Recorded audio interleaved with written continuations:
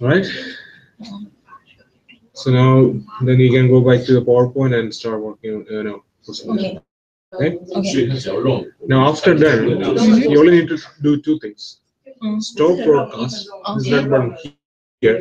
It will show you this kind of mirror reflection, but don't worry about the upper ones. You click on the bottommost one.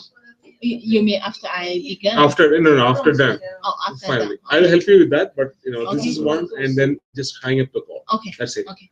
All right. Okay. Now you are good to go. Okay. Thank you very much. So.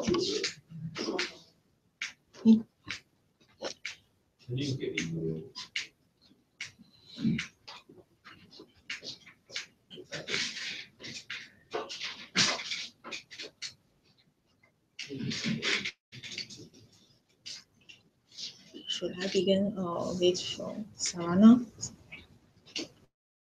Hi. Yes. You see that? Yeah, we'll wait for him for a few minutes. Okay. How to turn this down? Your voice. Yeah, feedback. But I think it's because we. As for you are working. Oh, yeah. I just.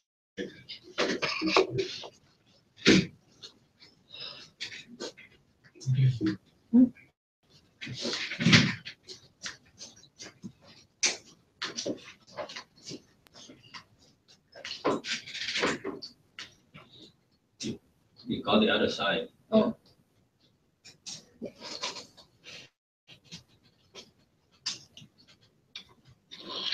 You can go ahead. Okay. So otherwise, it's going to be too late. Okay. Good afternoon, everyone. Today, I want to talk about the atmospheric response to mesoscale ocean eddies and its feedback onto the ocean. It doesn't work. That PowerPoint. No, I can just I can't exist from this PowerPoint. Don't work at all. Strange. This is so strange.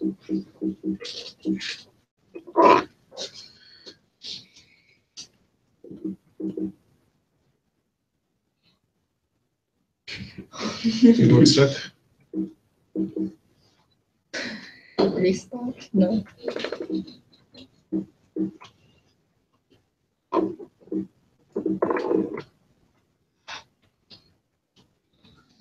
Who is the Mac expert here?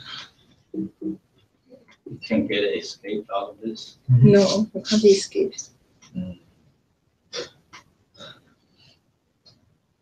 So command option escape is a if you take Command the post bit. Yeah. Oh, Split and start again, I guess. this is quit. This one.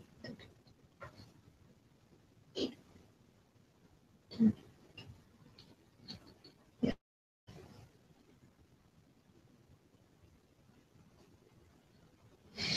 See if you can do that. Yeah. Maybe we can just use. Oh, we can't share the screen, right? No, it's already been sharing, so it's fine. Okay. But I'm not sure they'll be able to see the slides. So first, I want Can you to check whether they'll be able to? introduce what is the mesoscale eddies. The mesoscale eddies is the weather of the ocean with the horizontal scale of 10 to 100 kilometers and the time scale of about on the order of 1 month. And the eddies normally. Yes, it's working. Yeah, it's working. We are just And- making sure the video, sites can see. And the eddy normally includes the coherent vortices and the filaments. And the field is characterized with temperature or salinity anomalies with associated flow anomalies. That is normally in the geostrophic balance. And for the large scale, relatively large eddies, which we can see from this figure along the western boundary currents, it normally forms from the strongly horizontally shaped motion. And for the small scale, relatively small eddies, they form from the diaclinic instability. And people may ask, why do we care about mesoscale eddies? From this figure, we can find out that the eddies exhibit different properties to the surrounding, so they can trap and transport heat and material. Zhang in 2014 published a paper in Science about the volume transport by the mesoscale eddies. And this figure shows the zonal volume transport per latitude, and this shows the meridional integrated zonal transport. From this figure, we can see that the meridional integrated zonal transport can reach to 13 to 14 Swadloop. This is comparable to the transport by the large-scale circulation. And also, mesoscale eddies can affect the atmosphere directly through the modification of SST.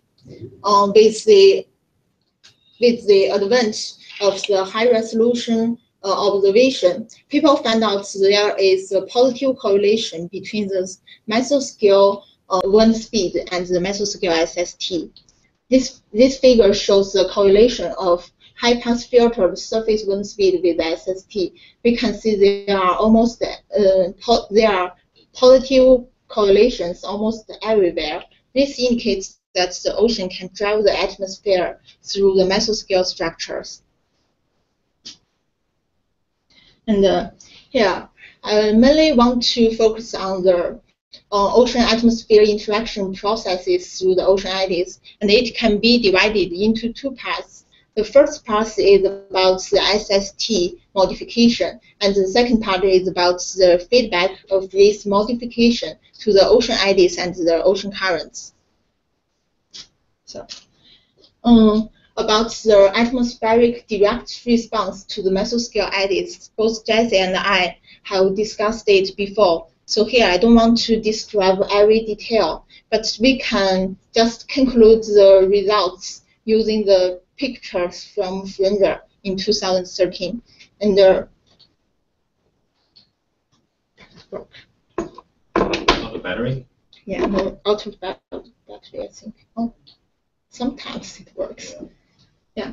Over the warm eddies, more heat flux is released into the atmosphere, and the vertical and the instability increased, and the vertical mixing enhanced. So they will drag the momentum from high altitude to the surface. So surface wind speed will increase, and also the boundary layer height increase, and there are more precipitation over the warm eddy. And for the cyclonic cold eddy, vice versa. This process has been demonstrated by our model simulation and the observation. Here I don't want to tell too much about it. And to check the direct atmospheric response, we use the composite method. First, using Jason's code, we can identify the eddies based on the closed contour of sea level anomalies, and then combine them with the SST criteria. Then we can pick up the eddies with the large SST anomalies. These are the ones that can affect the atmosphere. Then we choose the large box, which is centered at the eddy center. So we scaled the box by the eddies radius and rotate the individual eddies according to the large-scale wind direction. So all the large-scale winds will blow from the left side of the eddies to the right side of the eddies. Then we use this small box to make the composite maps. And recently, there is a new release of precipitation dataset named GPM. which is used to replace trim. And here is, in this study, we want to compare these two data sites and to see their ability in producing atmospheric response to the mesoscale eddies. Here is the comparison between the TRIM and DPM. TRIM is called the Tropical Rainfall Measuring Mission, and the daily data is available from November 1997 to April 2015 with the resolution of 0.25. And since it mainly focuses on the tropical rainfall, it spans from 15 north to 15 south, and it only measures the heavy to moderate rain. But for DPM, it has much more frequent high-resolution data. The half-hourly data is available from March 2014 with a high resolution of 0.1 degree, and it covers all around the world, and it includes improved estimates of light rain and snowfall. So here we choose the coincident time span, April 2014 to March 2015, to do the analysis. A quick question. You said every 30 minutes, but if you actually looked at it every 30 minutes, wouldn't there be a lot of gaps? Right. Yeah. So we just average them into the daily data set. Okay. Yeah. So what is the return time to come back to the same point for GPM? I'm It's not usually sure. like a few days. I'm not sure about that. Yeah. So this is the daily mean state of the precipitation from TRIM and DPM, and we can see both TRIM and DPM can produce enhanced precipitation in the tropics and over the SST fronts. Seems really But much narrower. yeah, but there are some difference between these. In DPM, the precipitation in tropics looks much weaker than the TRIM, and also the difference between these two data sites over the SST fronts are very obvious, especially for the Gulf Stream region. Also in the Yeah, in here. mid-latitude Yeah. part of the SPCC. Yeah. So is one a longer term average than the other? Yeah, Oh, you don't do the, I saw the average in the same time. it's the same time. Oh, It's the okay. same thing. It's Yeah. not wrong, right? It's This- exactly the same This time. time span. Okay, Yeah. overlap. Otherwise, you can't compare. Yeah. No, this is done During exactly this for the year. same period, so we can see how much difference between the TRIM and The children and the GPM. overestimating rainfall. It's not. I mean, if you look, the crucial extension region is the other way around. For the other parts, it's Yeah. But in the other parts, it's in the Gulf Stream, for example, the TRIM is significantly stronger. Also in the tropics. When you say in the Berkshire region, it's the other way around. It is the other way around. But Yeah, the which GPM one is holds right? it. We don't know. That's the problem. Yeah. We have no idea. I mean, there's no ground truth. I thought you. This said the GPM is accurate than the TRIM. I mean, you but would I don't imagine know. the GPM would be, I don't know, supposed to be more accurate, right? Yeah, it should be. I mean, it is the latest technology and has a much higher resolution. The patterns are the same. So the amplitude is different and somewhat narrower than the other. I mean, you can detect some of the small scale feature like the Eastern Pacific ITCZ. You see these wiggles, or the other one you don't see it. And you say narrower, is that, do you think that is simply the resolution? So how do you calculate a daily accumulation precipitation? Just using the half-hourly data size and Do you accumulate. sum or do you Yeah, average? some them. Yeah. But it shouldn't matter, right? No, No, no, then no, it- no. then it could Some. be- So the units should be correct. As long as you use it to do the same thing. Right, as long as you No, convert to the same it's not units. available for 30 minutes. It's available. for 10, This right? is a millimeter per day. You can't Yeah, the accumulate units anyway. is- These are snapshots. You can't really do. In models, you accumulate it over the preset every time step. Mhm. You can't do that in SATWeb data. It's always snapshots. So I would expect actually TRIM to be underestimating that way Because because It's not able to catch some of the rain, the high frequency rain. That way, miss some of that because it's frequent. You mean the trim? But then, I don't know, I mean, It's a none one. of them really measure the rainfall, right? Directly. So We try measure to- the brightness What is the difference with of the retrieval algorithm. Maybe there's a significant. But there's supposed to be ground validated against ground truth, right? Where are you validating? They always do that. NASA That's spends right. millions of dollars doing Right. funding people to do that.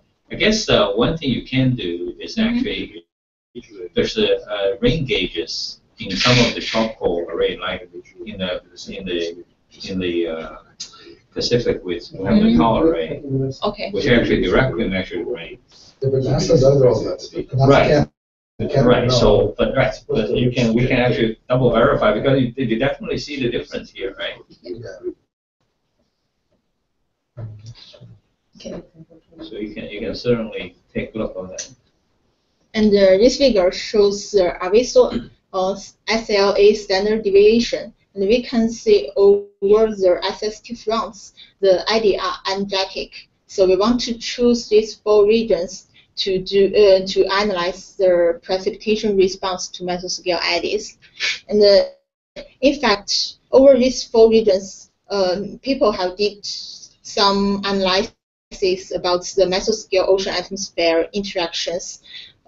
This figure shows the spatially high-pass filtered wind stress and SST. The color represents wind stress and the counter represents the sea surface temperature. We can see over the warm SST, the wind stress is stronger, and over the cold SST, the wind stress is weaker. So, but they never analyze Speed. wind stress. They use wind stress. Oh, Magnitude of Yeah, the magnitude of wind stress. And but they didn't analyze the rainfall response. So here we want to use the direct composite method to analyze the rainfall response to the mesoscale eddies. And first, we identified all the eddies in these 4 regions. It's more than 14,000 eddies. And then we did the composite map. Here's the result.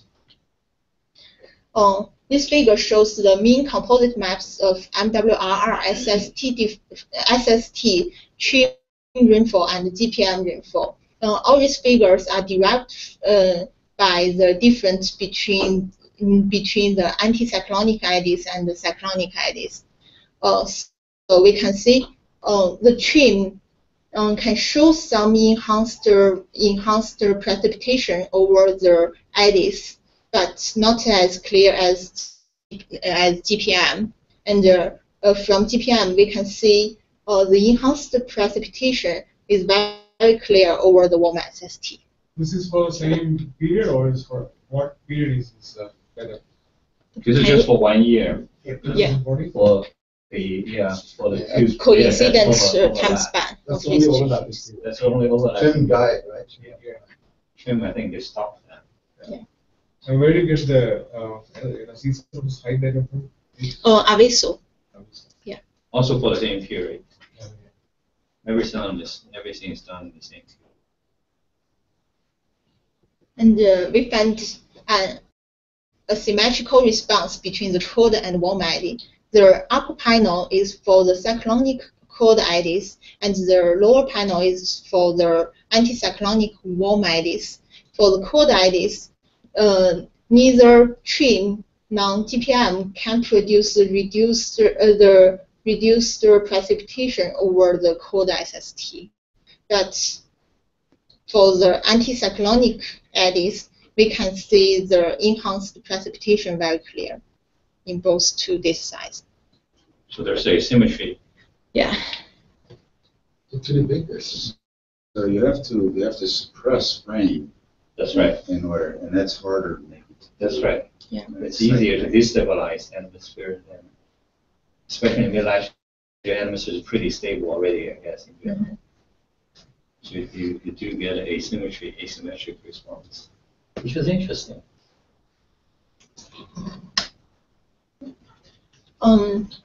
Since the precipitation have a seasonal variation, so we just separate the mean data into the winter and summer. And from up to bottom, there are the 4 different regions. And we can see the precipitation in winter is much larger than the summer results. And if we look at the Gulf Stream and Kuroshio Current region, we find out the maximum precipitation mainly occurs at the extension region, while during summer, the maximum precipitation mainly along the western boundary current. Now, when you do winter and summer, Yeah. you really mean the southern hemisphere summer when you do the southern hemisphere, is that right? Yes, yes. Seasonal cycle is weaker. Yeah, it's true. And for GPM, they are very similar, but not very clear for the summer along the western boundary current. So if you're doing the seasonal, can you flip back between this map and the previous map? Mm-hmm. So in the crucial region, it does show that in the winter season, at least the rainfall is stronger in the GPM. Yes. Is it true for the Gulf Stream too or not? Might be useful to do the difference. No, I think Gulf Stream GPM has larger precipitation. No. Crucial for sure. No, for Chim, for the Gulf Stream, Chim has larger precipitation. Even for the winter season. Yeah, even for the winter season. Okay, go back. It's a different carbon. Different So, scale. Oh, this yeah, is that's not the good. only difference. That's not good. We're going to compare them in the same scale. Yeah. Right. I think it'd be nice. And maybe just plot the difference map or something. Would Yeah. be useful to know. Okay. So one interesting thing is that in the crucial extension, I mean, in the Gulf Stream, at least you see in summer season, you still see this narrow band of Yeah. precipitation. But we can't see But it. in the crucial extension region, it seems to be completely disintegrated, and we don't see any the frontal structure. Maybe you can just expand the domain. Sure. Interesting.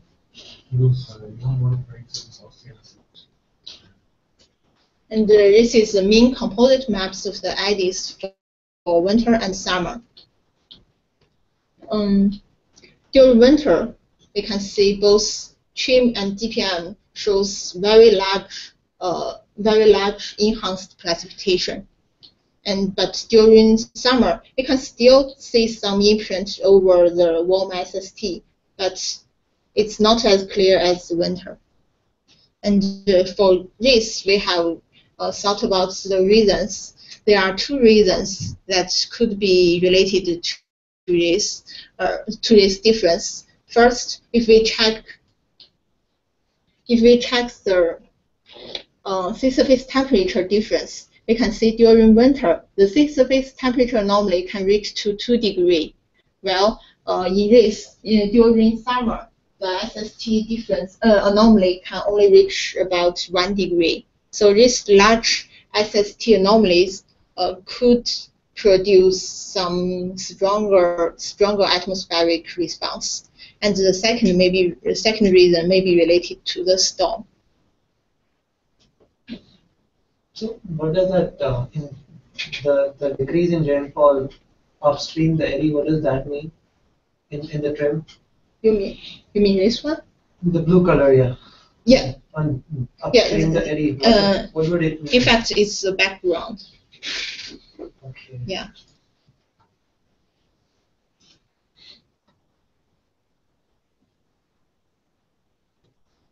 And the asymmetrical response also occurs during winter.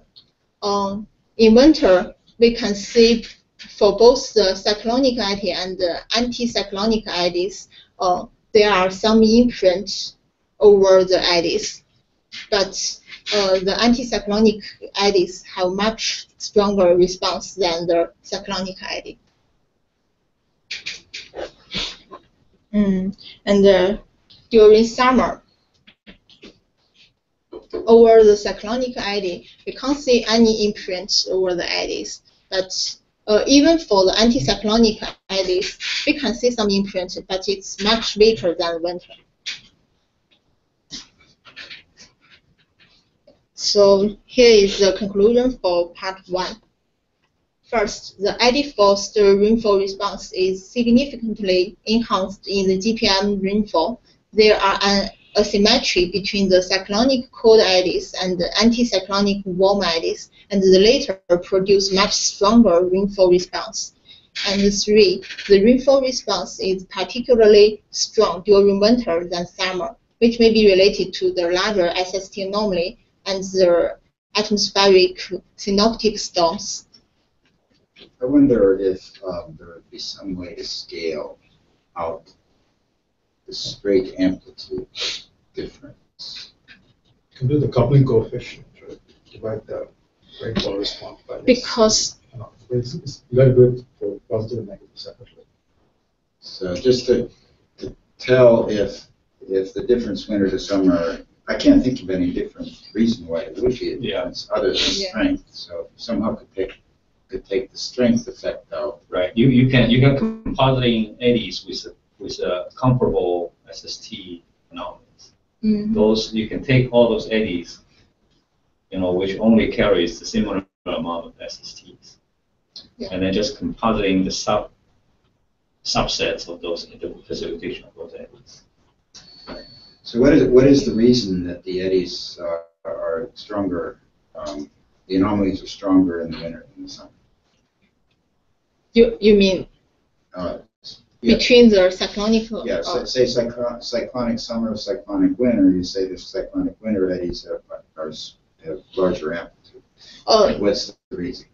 We thought first is because of the larger SST anomaly, and second is because he's asking why. Why is there a larger SST? Or why there's a stronger SST anomaly? Oh. Did you look the sea level height? Does the sea level height also show the symmetry? Yeah, I think so. Basically, the front is stronger in the winter. Yeah, Yeah, that's what I was searching for. Okay. So the front is stronger, and these are spun off front. So perhaps that may be the reason. Yeah. So I wonder if that would be a way to scale, is if you had some measure of the amplitude of the front, and then just scale. Well, I mean, Xiaohui is done numerically experiment. So for the summer and the winter, and she finds very similar results. The summer response is weaker. Yeah. And if you look at SST, it's indeed the SST is weaker. Then she did another experiment, given the same background SST, but artificially strengthened, just normalize the SST 80 forcing the same as in the winter, and you still get a weak response in the model. So So it could be that the entire field, the entire large-scale structure matters.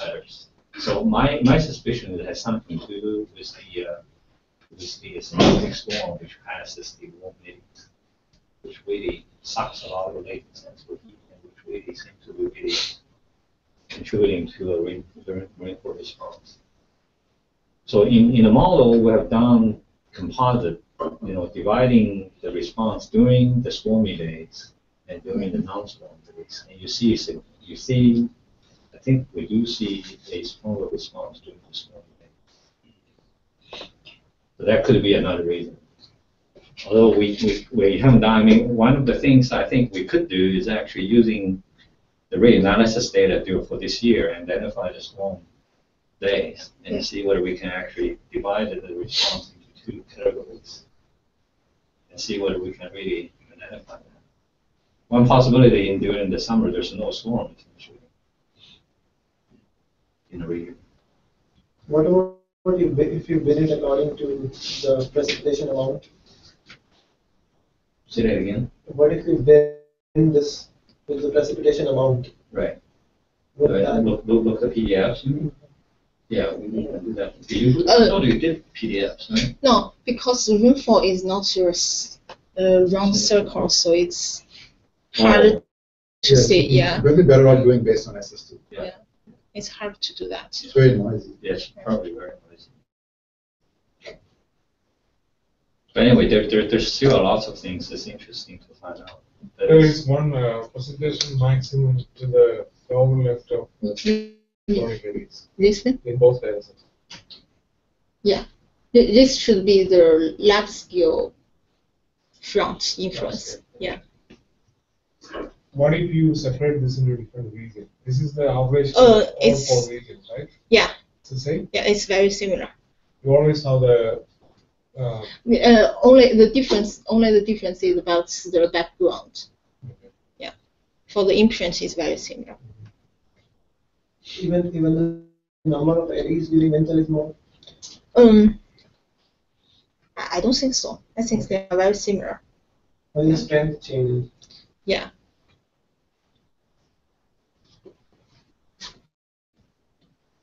And for the second part, I want to discuss the feedback of the mesoscale interactions onto the ocean.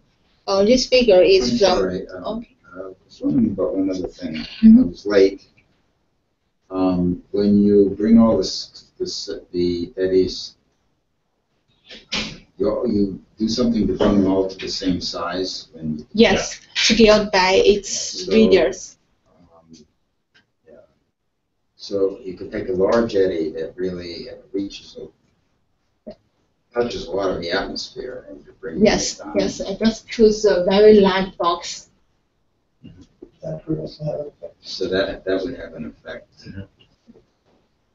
So it's on the amount of precipitation. Could it be in the winter season you have a larger, you see more So outside if you have a eddies? very large, Mhm. But after we rotation, we Yeah. choose a very small box. you have a large eddy and it has more or less a constant Yeah. anomaly. Yes. And then you're shrinking it to Mhm. a certain size. Yeah. But it in fact has a lot more influence. So that could bring more precipitation. Did you ever try using a box which is fixed in size instead of? If we rotate it, then we can't get the circle, right? Normalizing. When we rotate it, we will only left a small box. There is only a small box left, so we can't just choose a fixed box to do the rotation. Square to rotate it. Why if it is a circle? Because we want to differentiate the upstream effect and the downstream effect.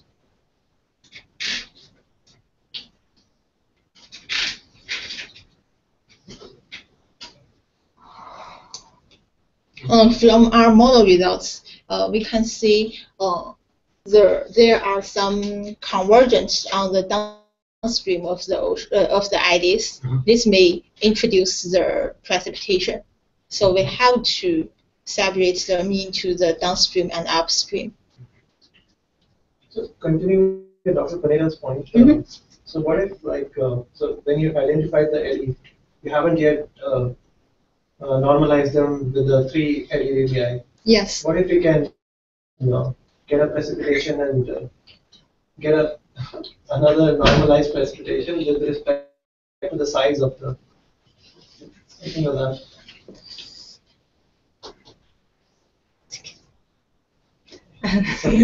Yeah. It might be interesting, I was wondering, to answer those questions, can you actually plot, I guess it's difficult, can you actually look the precipitation strength as a function of the size of the eddies? Yeah. We can certainly, We can see certainly do that. Yeah, we can do that. Right. And to see whether there's actually, I suspect that when eddy is very small, Mm-hmm. probably has no effect on the atmosphere at all. Yes. So we So it choose doesn't the really matter. Oh, yeah, I wasn't thinking, small eddies are scaling up as well. Right. no. But Yeah. we choose we pick up the eddies with large SST normally. These eddies are normally large, relatively large eddies. So no small eddies are Small scale, included. The filaments, I think they not included. Yeah. But you are stretching some eddies up as well as shrinking. some. Right. Yes. So might be This is interesting not just, dimensional. yeah.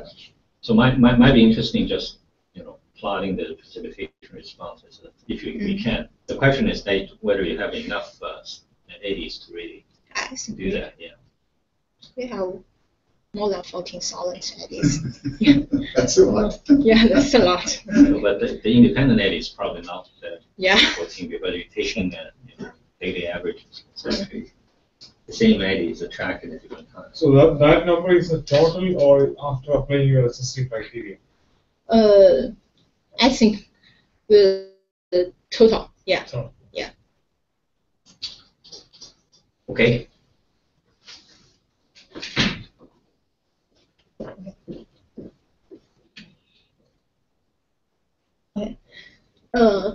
This figure is from Chiu and Chen in 2005. What they did is separate the upper stream crusher extension jet into two modes. One is the stable mode and the other is the unstable mode. From 1995 to 2001, we can see the large fluctuation exists due to the energetic eddies. And before 1995 and after 2001, the upper stream crusher extension jet is stable with short paths and weak temporary viability. This means that mesoscale eddies can affect the oceanic fronts. And also, Sorry, that went by a little bit fast. So okay. the total. Okay, so this is a little more than 10 years. Yeah, it's about 10 years, 11 years. Mesoscale eddies can affect oceanic fronts, but I don't think it's the other way around. Oceanic fronts affect mesoscale eddies because one may be more unstable than the other. From this picture, you can't tell. Yeah. You can only see they have some relationship between. They have a relationship. Yeah. The PDO, that's a 10-year. Yeah. More than In fact, this paper is about the decadal variation. Oh, Yeah. okay. Is this, do you see this in the Gulf Stream too? No. No, this is crusher. Very strange. Only in the crucial extension you see this really interesting decadal stuff. it's a bistable system. It's a bistable system.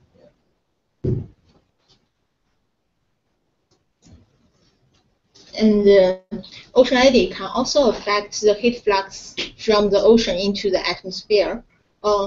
This figure is based on the observation sea level anomaly and SST and the reanalysis data sets of heat flux.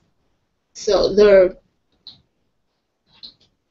contour represents the sea surface temperature, and the color represents the heat flux from the ocean into the atmosphere. So we can see over the warm SST, more heat flux are released from the ocean into the atmosphere.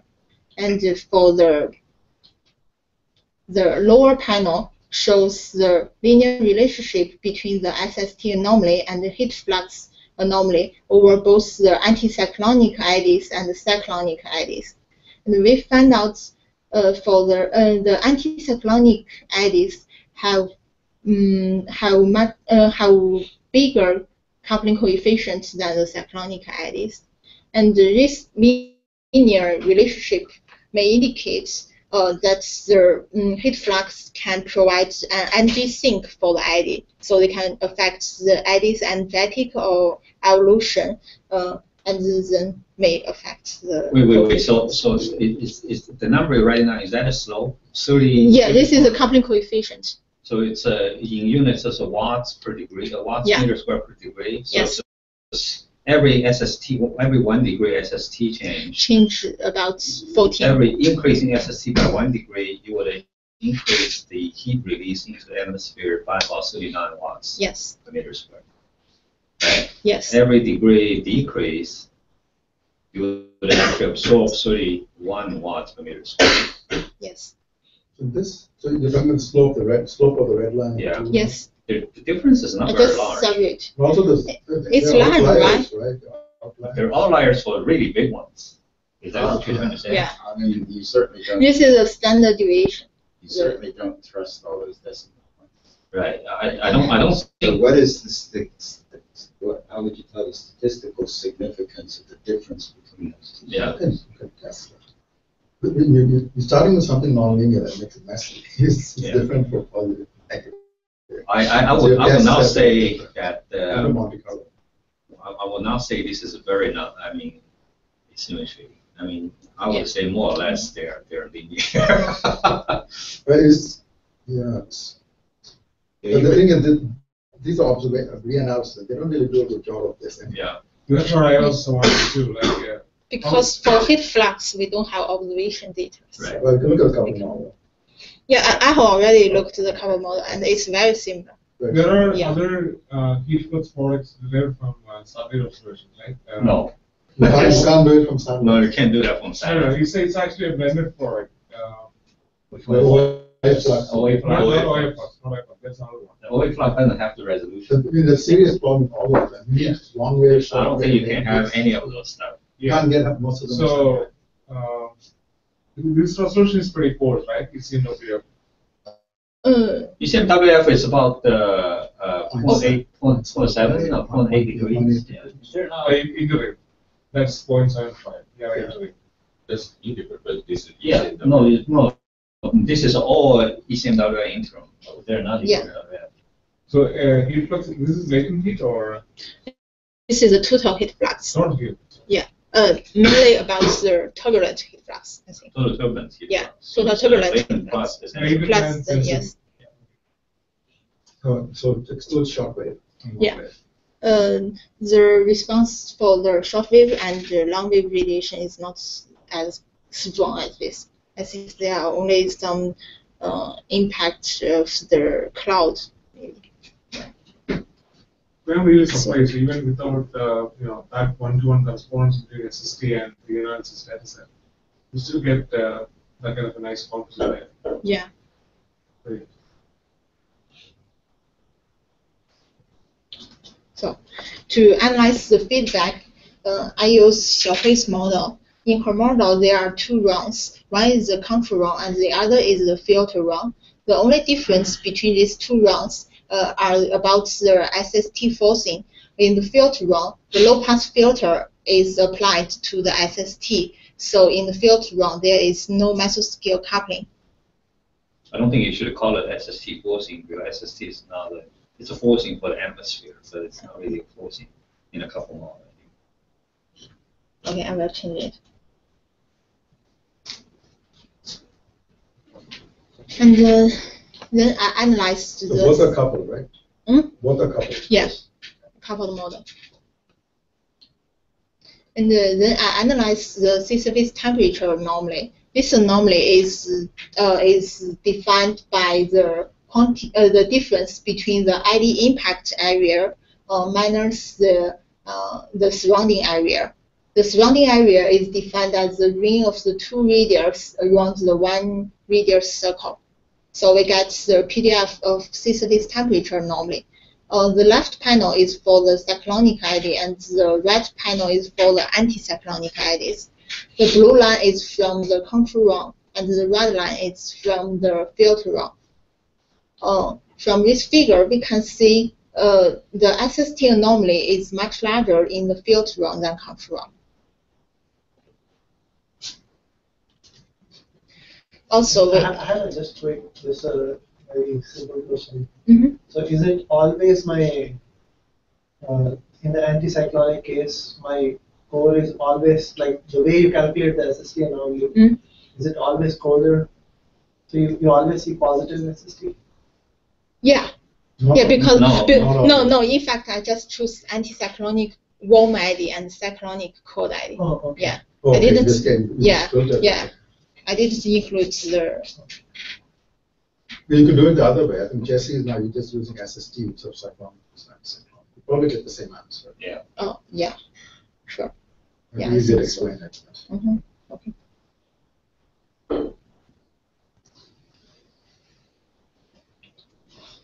And we also analyzed the entropy of the eddies, and this figure shows the difference between the filter run and control run. And we can see the entropy. The entropy is higher in the filter run than control run, and this difference is slightly larger for the cyclonic eddies than the anticyclonic eddies. What is the percentage? Is it like 25%? I don't think it's significant. What is that? This is the maximum is about 210 to the Yeah, minus this is 10. So going from 1.5 3. to 2, right? So that's like 0.5% maybe. about This is 3. 0.1% only. No. No? It's about 20%. No. This is Maximum is about 20%. minus 11, and this is minus 10. So it's a 3 times minus 11, the 2 times minus 10, so it's like 10 Yeah. 20%. Yeah. 10 to the 20%. So what are you after when you're measuring these? Why are you measuring this? Because we want to see the vorticity difference between the eddies. Yeah. And the entropy is the vorticity square. Yes. Yeah. And this is not potential entropy, it's just entropy. Yeah, this is just the entropy. Okay, and the structure of the eddy is unambiguous what an entropy result means. Can you repeat?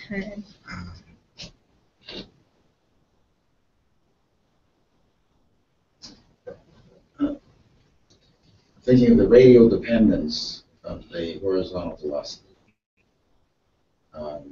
If you just had solid body rotation, the entropy would mean one thing.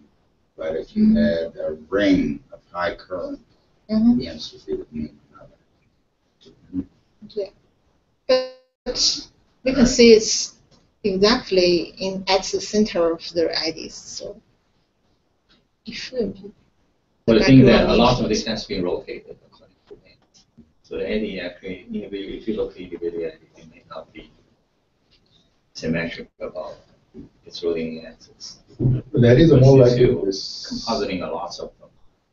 And then So it's many just of a those blob of things, it's just vorticity. exactly.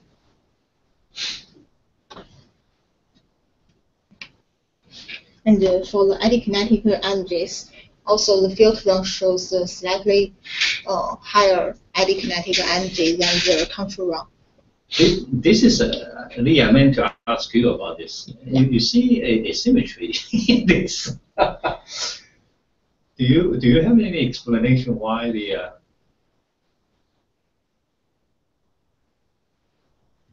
Asymmetry being born. the eddy kinetic energy is higher What's on wrong? in one side than in the other side? So this is on, and the wind direction It's from the always left from- side to How do you the right define side. eddy? How do you define? Based on the closed contour of sea level anomaly. No, but And then everything's rotated according to the direction of the wind. so you take the model velocities, you just rotate the velocity, or you compute the velocity from something, right? This is the total velocity. You rotate it. No. I first calculate the eddy kinetic energy and then rotate it. Yeah, but Rotate according to the wind. but first you calculate it. Yeah. First you First the eddy calculate kinetic it, energy then for- rotate it. So you So on the lower, the anticyclonic eddy is on the north side, Right. the upper Yeah. side of it Right. is going with the wind. Right. And on the lower side, it's going against it. Right. And so the strength is the increase in eddy kinetic energy is on Actually sorry.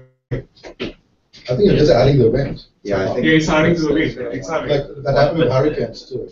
Where hurricane moving in a certain way. So the direction of the rotation where it points to the wind, you have a higher and you can. Is this consistent with the wind work we talked about? Yes. But it is an eddy, so I would have thought that that wind effect was subtracted out, but it is consistent with that interpretation. But what you could do is subtract the wind. Well, I mean, Then compute the eddy kinetic. Yeah. Background wind.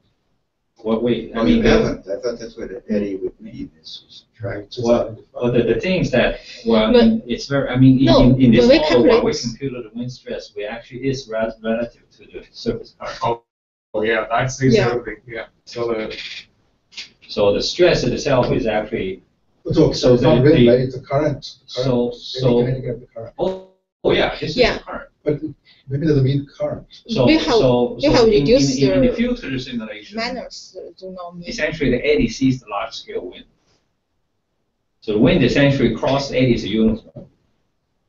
So for the cyclonic eddy, the eddy rotates this way, right? No, The cyclonic is it's the rotate clockwise. And cyclonic is clockwise, this way. right? And so the bottom part is with the wind and the top part is against So the wind. yeah, so the upper part is against the wind. Right. Right. And so that is, So if that, there were. right, so current- that would be consistent with the, yeah, and then one notice thing is that it looks like the control simulation, actually, the symmetry is weaker somewhat. Maybe. Can you compute the background current and subtract it? In fact, when we calculate the eddy kinetic Well, the energy, background current is basically a subtractor, right? Oh. No. It's We- only a current dependent wave in the model.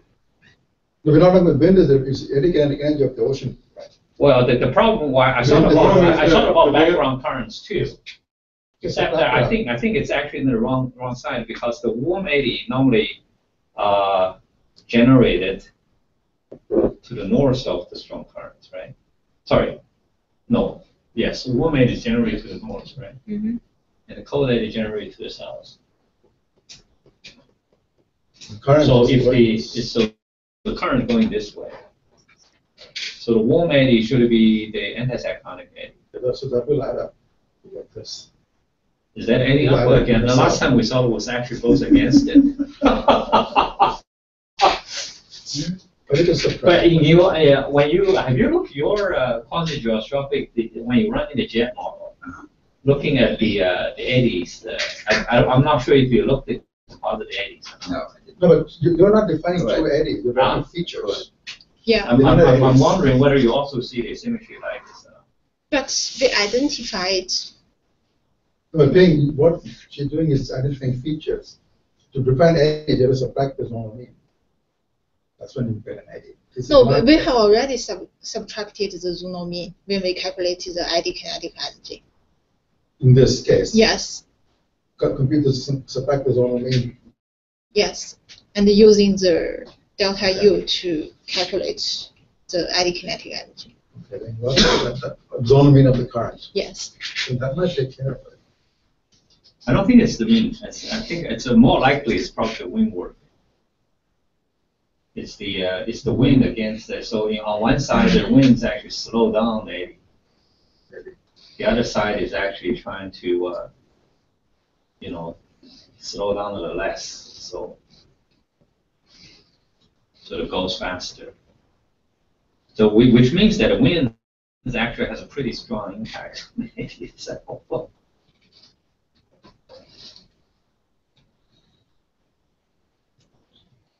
Yeah.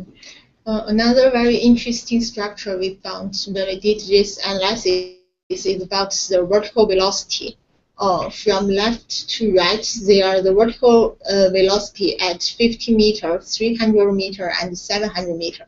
The upper level is for the upper pictures is from is for the cyclones, and the lower one are for the anticyclones. And we can see very clear anti-symmetry in these pictures. And the anti-symmetry is much stronger for the cyclones than the anticyclones. And this is the meter per day. Yeah, the unit is meter per day. This is about Dudley Charlton. This is Dudley Charlton Yeah. was talking about. And of course, his stuff is compute. I mean, using this Observation. Ekman theory to compute this. And this is basically directly computed by the model itself. There's no assumption built into this. So we see a very similar thing. Go back to that. Sorry.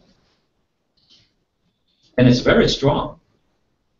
It's a 3 meters per day. I mean, it's equatorial upwelling is about 1 meter per day. What's the model resolution here? 9 kilometers. 9 kilometer. And this, I was really surprised to see exactly what he sees that's why I was asking him.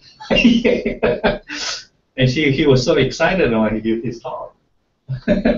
So shouldn't this, since it's such a big number, shouldn't it somehow affect my mean picture also?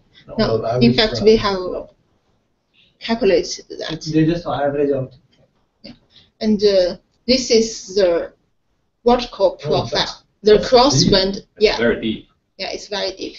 The crosswind. Well, we haven't figured out. That can't be right. That's in there. No, it's actually the projection onto the vertical baroclinical modes. So this is exactly where the thermocline is. So you have Ekman pumping and suction, right, at the surface, and then it excites the vertical modes. So the vertical velocity actually peaks where the thermocline is. That's down to 3 kilometers. No. 300. What do you mean? I mean, it goes all the way to the bottom. Yeah, this is a very deep structure. So it has the maximum around between the. These are tiny. Yeah. So you have a first baroclinical mode structure essentially in vertical velocity. And the thing is that we always think that, in my mind, I always thought that the mesoscale eddy should be quasi-geostrophic. If it is quasi-geostrophic, the W should be really, really tiny. Yeah, it should decay with depth, and it should not. Yeah. I mean, so this is not what we see at all. So as a maximum, At the thermocline depths. 700. I always thought eddies, they basically decay with depth. No, it's not. Well, that's apparently in the model. It's not the case. That's weird. These are like columns. Yeah, I mean, he has found, and Zal has found some large vertical velocity in the mesoscale, which actually has exactly the vertical, the first baroclinical mode structure. How long did they last? A few weeks, right? Yeah. Yeah. So, I mean, the signal propagates all the way and then disappears in a few weeks. No, what we are speculating is that you have the Ekman pumping near the surface. The Ekman pumping essentially excites or projects onto the vertical modes. But then it disperse or something. Well, that depends on whether it's the projection. If you project primarily onto the first baroclinical mode, it won't disperse. If you project onto many, many vertical modes, it will disperse. Well, the horizontal dispersion. Right.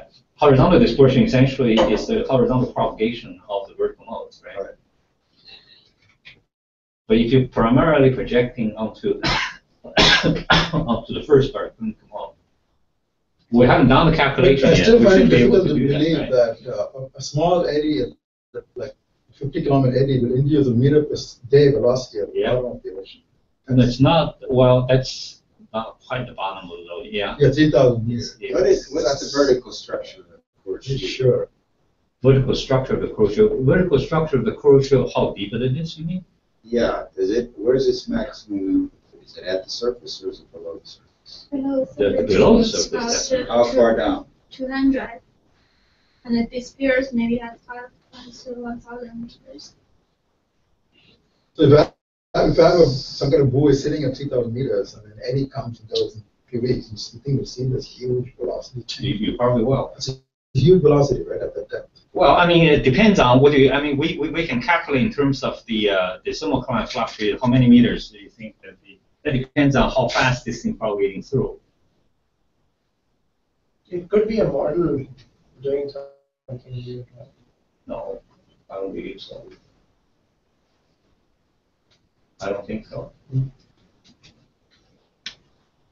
I mean, the Daly Charlton is getting a number near the surface, the asymmetric I pattern. believe that. Yeah. So At the surface, the reason he gets in the surface is that he doesn't have any measurements in the interior of the little But at with all. the Ekman pumping, you maximize at the surface. No, The Ekman pumping would excite the vertical motion. So No, I'm just talking about pure Ekman pumping. The Ekman pumping ought to be the maximum at the base of the Ekman layer.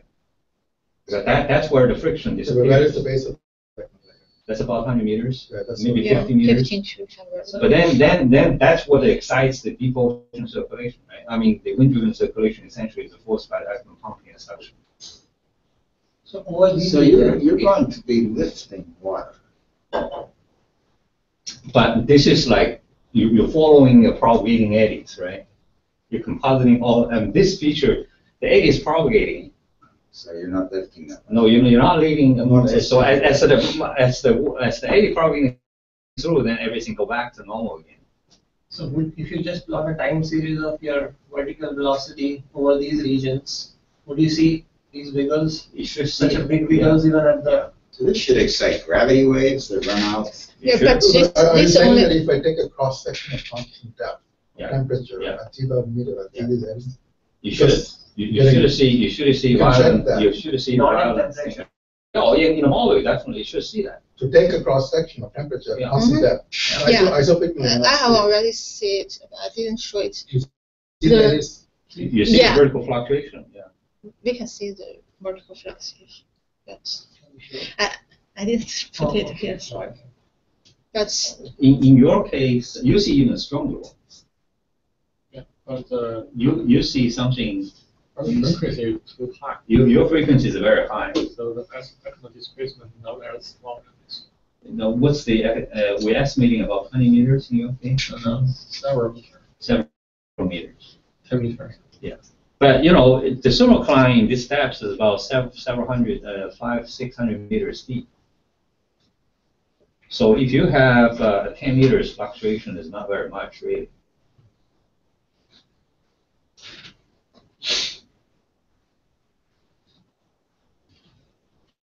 and But this is certainly very surprising. I mean, I've never seen any vertical ice.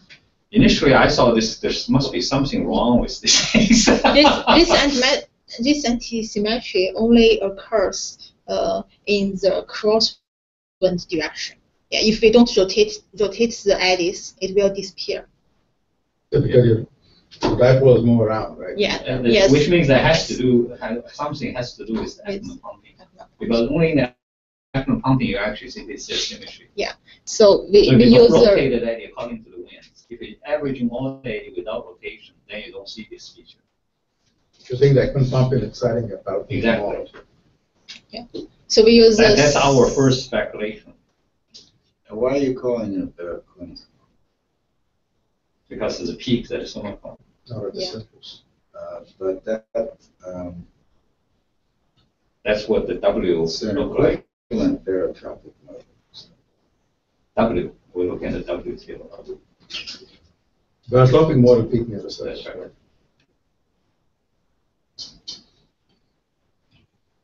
and we use the Ekman pumping, which adds the effect of the geostrophic vorticity, and we can get these anti-symmetric structures.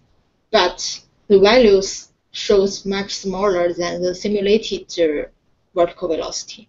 It's only about 0.4 meter per day. I haven't actually, the argument which you're making that you know, if you do not rotate it and if you do not make a composite, you won't see that W No. thing. So I could say the same thing about, I won't see many atmospheric effects, and if I don't make a composite this way, right? No, but this is because it's a dipole. Because the dipole is it's- rotating. Exactly. Yeah. Because the it has to- dipole has to- this thing is really related to the wind direction. Okay. So you have to rotate it according to the wind Yeah. direction. After you average many eddies, it will disappear. So if you don't rotate, the wind blows in all directions, then you're averaging out. But even like any atmospheric, let's say 1 billion high signal will also disappear if I. No, I don't. No, think and the that wind will appear. not. Things which are It's just symmetrically not, it right? will not be a circle, No, but no, if it's symmetric about the, it's axisymmetric about the edge, you won't disappear at all. Doesn't matter how you rotate. It's a dipole. The fact this is a dipole, it's very sensitive to the rotation. So if it is if this thing is intrinsic ocean, then may not disappear. But the fact that it rotates, you only see that in the rotation, which means the wind depends on the wind direction. And for this, the Ekman pumping, they can separate them into 3 terms. One is related to the large scale wind stress, and one is related to the geostrophic vorticity, and the other is related to the small scale SST. So the equation 6 is the conventional one, right? It's the traditional one. Almost without this one, yeah. Then the 2 other are the nonlinear effects. Yeah, this is nonlinear. So which one? Okay, so now you're showing this. Yeah. So we can see that the anti-symmetry is contributed mainly by the effect of the vorticity and the SST, small scale SST. So this is from using equation. This is not what you see in the model. No. Yeah, this is using equation. The model is much bigger than this. Yes. Right. Similar and much structure, bigger, but not big value. deeper depths.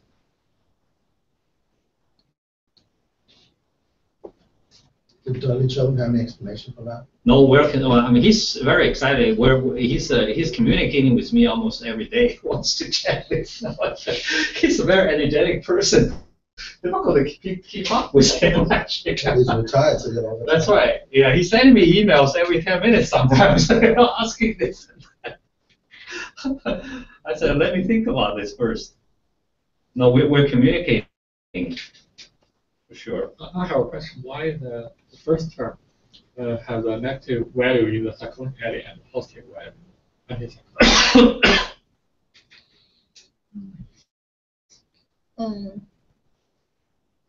In fact, this large scale wind stress is calculated based on the equation, which using the background wind speed, the large scale wind speed, and minus the current.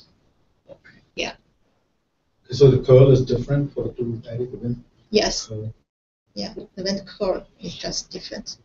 It's relative to because it's relative to the ocean current, the current speed. But uniform current. Not the current, just the velocity. Yeah. For the. Yeah, just. The relative velocity. Yeah, relative velocity.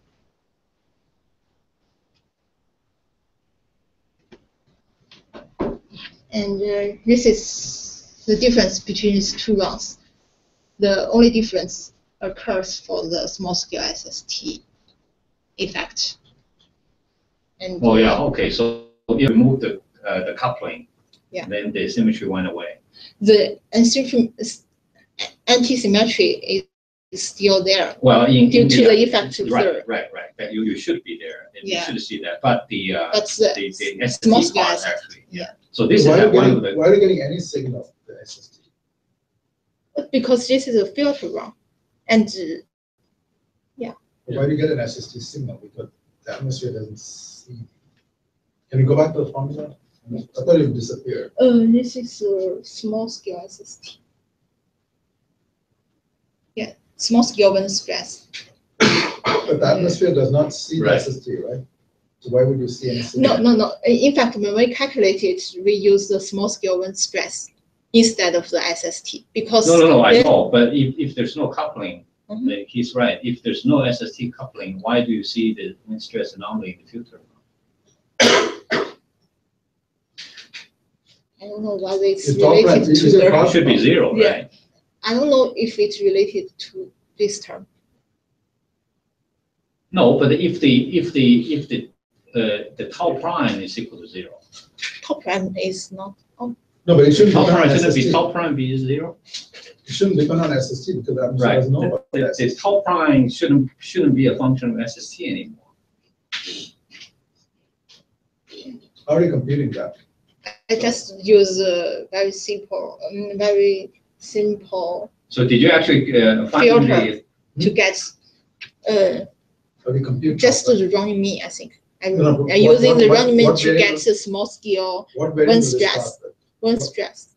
No. I think what you need to do is you need to compositing the wind stress according to the SST, not using the filter. But we have already found out that there is a linear relationship between the SST. Right. So in the filter run, there shouldn't be any the wind stress anomaly corresponding to the SST. That's the whole point of the filter, right? Right. The atmosphere doesn't know there's Yeah. small scale SST. If you get a very small or zero signal, So there shouldn't be any. Yeah. Okay. Yeah. In fact, in their work, they use the. I don't think you should be using their method anymore, because you actually have the you have the couple model. You can compositing the. I don't know how they do it, but I don't think you should be using the filter. I use a different way as they did it. But we can discuss. I mean, the strength here is almost the same. That can be. I would expect in the filter run, this term should be almost zero. you're getting the same as the WC term, C dot. Yeah. Right. I think computing, you just do a composite of the wind stress, Right. Yeah. This is just the then computer. it should disappear. We should get a bland no features. You already showed earlier, right? In the wind speed, you shouldn't see any. You only see the background wind speed. You shouldn't see any wind stress anomaly or the wind anomaly when you filter. So I think what they Yeah. do is they use a coupling coefficient. They take the Right. SST, put a coupling coefficient, get an anomalous wind stress, and then use that to compute. Yeah. Yeah. That is the way they did it. Yeah, but you don't need to because you actually have the wind stress. Your compositing of the wind stress should give you that. This is. I just composite the wind stress. I still don't scale. I don't understand. If you compose the wind stress, then you only see the large scale wind. You shouldn't Yeah. see I don't know that. why I can see it. I don't but think you should see that. in this work, I just use the wind stress. From Just from the model. Yeah, small scale wind stress. Maybe it's because I What do you mean didn't by small filter scale? all the small scale. So you didn't use, all any, the you large didn't scale. use any information from the ocean, no currents, nothing. Yeah, Just just atmospheric the wind stress. Oh, but the wind stress itself feels the ocean currents, because even in the uncoupled model, or even in the Oh, it's filter the model, relative winds. you're Yeah. always using the relative winds. Maybe that's true. That's So what there it is a So that's why it's looking like this, because this also comes from a relative wind. That's Right. why. right. So it's always relative to the wind, current. Okay, so he knows about the current. That knows about the currents. Doesn't know about SST. but Right. he So knows so about in fact, the atmosphere wind should be large scale, independent. Actually, then it's SST. a true filter, and you want to remove that effect. That's right. You need to, Well, but no, you remove the effects of the wind, no, but if you're true, so but the stress is not. no, but if you, I know you're doing filtering on the SST, right? Right. But you can also do filtering on the current.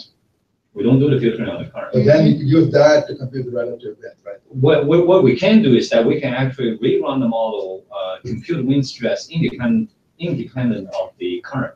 Yeah, you can do that, but We could do right that. now the atmosphere is seeing the relative current effect of the eddy. That's right.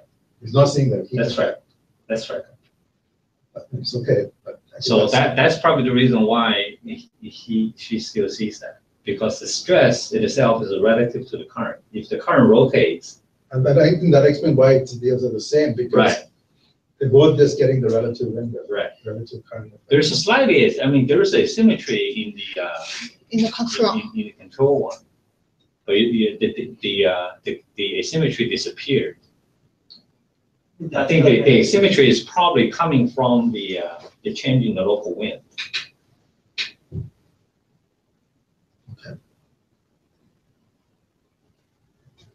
So if you filtered the wind, the current before doing relative wind, then you Well, we actually were talking about that because Zhao is very interested in the wind work, which provides a forcing to the eddy field, or sink or forcing. So you can only have the wind work when you include the current in your stress calculation. So if you compute the stress with relatively zero current state, then there's no wind work. I think the atmosphere doesn't do any work on the ocean eddies. So we're actually trying to see how big this effect really is.